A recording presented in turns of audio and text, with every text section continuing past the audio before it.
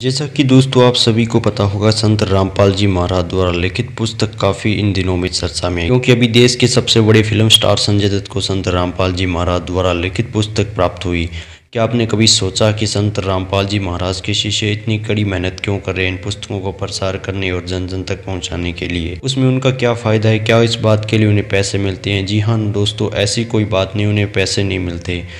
वो परमात्मा के इस संविधान से अच्छी तरह परिचित है और वो अपने शास्त्रों को जानकार है, इसीलिए इस पुस्तकों का प्रचार वो जोर शोर से कर रहे हैं। जब मनुष्य की मृत्यु होती है, जब वह यमराज के दरबार में जाता है, यमराज उसका भक्ति की कमाई देखता है, फिर उससे पूछता है कि तूने मनुष्य जीवन ऐसे ही गवा दिया, तूने कोई भक्ति नहीं की, तू अब नरक में जाएगा। तब व्यक्ति हाथ जोड़कर यमराज को कहता है, महाराज आपने मुझे कभी याद भी नहीं दिलाया कि मनुष्य जीवन भक्ति करने के लिए मिला है। मैं संसारी काम धंधों में व्यस्त रहा और भक्ति करना भूल गया। तब यमराज इस सारी बातें सुनकर उसके सामने वो घड़ी चलाता है जिस समय जब कोई परमेश्वर का दास या भगत उसके पास आता है और उन्हें परमेश्वर की वाणियाँ सुनाता और कहता है कि मनुष्य जीवन भक्ति करने के लिए मिला है, ऐसे व्यर्थ मत घुमाओ, और कुछ पुस्तकें देता है या फिर किसी और माध्यम से उसे संकेत करता है कि मनुष्य जीवन भक्ति करने के लिए मिला है, लेकिन वो उसकी बात नहीं मानता है। वह यमराज के दरबार में खड़ा पछताता है और यमराज से माफ़ी मांगता है, लेकिन यमराज उसके सामने उसके पिछले कई कर्मों की यही स्टोरी सुनाता है और कहता है कि तू ऐसे ही हर जन्म में कहता रहा, लेकिन अब तुम्हें वो आगे का मनुष्य जीवन नहीं मिलेगा, अब 184 जन्मों के बाद ही तुम्हें मनुष्य जीवन मिलेगा। फिर यमराज उसे नरक में डाल दे। दोस्तों आप ये बताइए कि मेरी बात से आप कितना सहमत हो? यदि आप भी ये पुस्तक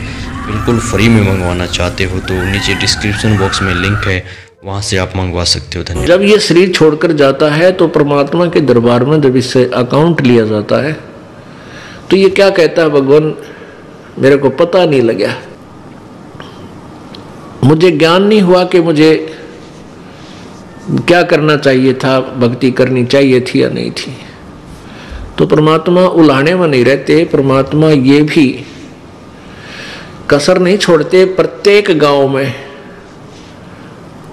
प्रत्येक नगर में, पूरी पृथ्वी पर कोई भी प्राणी ऐसा नहीं जो इस बात से अपरिचित हो भगवान की भक्ति करनी चाहिए, परमात्मा ने याद करो। यानी किसी ना किसी के मुख से उसने अवश्य कहवाया वे भगवान की भक्ति करनी चाहिए, परमात्मा ने याद करवाई। कोई गलती करता है, पाप कर रहा है, भाई भगवान से डर, मालिक ने याद करे। यानी इस तरह की प्रेरणा प्रत्येक प्राणी तक मालिक ने पहुंचा रखी होती है। फिर दूसरा ये होता है, जैसे आप जी गए हुए हो, आप प्रत्येक भाई को, बहन को, मित्र को, सहेली को, कोई रिलेटिव है, संबंधी, उनसे अवश्य ये चर्चा करते हो कि भगवान की भक्ति करो और भक्ति का मार्ग ये है, वो भक्ति का साधना ठीक नहीं है। तो भले ही वो नहीं मान रहे हैं तो उनका दुर्भाग्य है। जब वो सच्चे दरबार में जाकर खड़े होंगे उनका कोई पुण्य उनके साथ होगा नहीं, क्योंकि भक्ति शास्त्र विरुद्ध है। गीता जी अध्याय नंबर 16 के श्लोक नंबर 23 में कहा कि अर्जुन, शास्त्र विधि को त्याग कर जो मनमाना आचरण करते हैं, मनमाने आचरण का अर्थ है जो अपनी मर्जी से लोक वेद के आधार पर, सुनी सुनाई कथाओं के आधार पर, ज्ञान के आधार से पूजाएं करते हैं, वो मनमाना आचरण कहलाता है, जो वेदों और गीता में वर्णित नहीं है। जो शास्त्र विधि को त्याग कर मनमाना आचरण करते हैं उनकी ना तो कोई सिद्धि होती है, ना उनकी गति होती है, ना कोई सुख होता है, यूजलेस। तो जो साधना आप कर रहे थे वो तो उनके पास साथ भक्ति धन हुआ नहीं और पापों की गठड़ी बंध गई पूरी। पाप बहुत इकट्ठे कर लिए, क्योंकि पाप तो जन्म में बिना गिनती के होते हैं और पुण्य करने के लिए विशेष व्यवस्था करनी पड़ती है, गुरु बनाना पड़े। फिर जैसे गुरु जी बताओ वैसे साधना, पूर्ण गुरु, नकली गुरुओं से पूजा नहीं, ना उनकी कोई द्वारा बताएगी साधना से लाभ होने वाला। तो ऐसे पूरा गुरु मिले, फिर आप सच्ची लगन से, सच्चे तरीके से लगे तब पुण्य बने।